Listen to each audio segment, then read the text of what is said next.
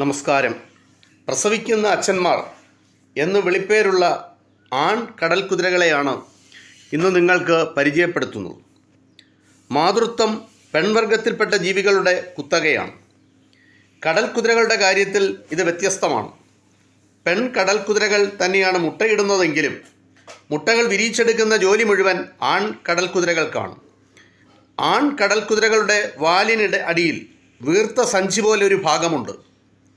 പോതസഞ്ചി എന്നാണ് ഇതിന് പേർ. പെൺകടൽ കുതിരകൾ തങ്ങളുടെ മുട്ടകൾ നിക്ഷേപിക്കുന്നത് ആൺ കടൽ കുതിരകളുടെ ഈ പോതസഞ്ചിക്കകത്താണ്.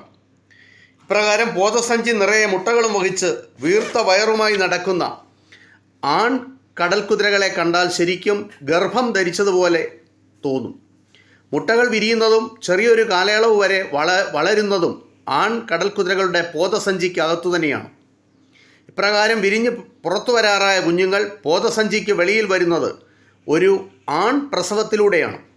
മുട്ട വിരിഞ്ഞതിന് ശേഷം കുഞ്ഞുങ്ങൾ പുറത്തേക്ക് വരാറായാൽ ആൺ കടൽ കുതിര പ്രസവവേദന അനുഭവിക്കുന്നു. പ്രസവിക്കാറായാൽ ഈ പ്രസവിക്കുന്ന അച്ഛൻ ജലസസ്യങ്ങളെ ചുറ്റിപ്പിടിച്ച് മണിക്കൂറുകളോളം ആയാസപ്പെടുന്നതും ശരീരം മുൻപോട്ടും പിൻപോട്ടും വളയ്ക്കുന്നതും കാണാം.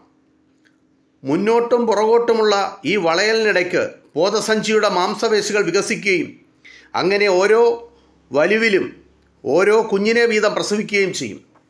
ഇത് പ്രസവിക്കുന്ന അച്ഛന്മാർ എന്ന് വിളിപ്പേരുള്ള ആൺ കടൽ കുതിരകളെ പറ്റിയുള്ള ഒരു ചെറിയ വിവരണമാണ് ഇത്. ഇത്രമാത്രം. നന്ദി, നമസ്കാരം.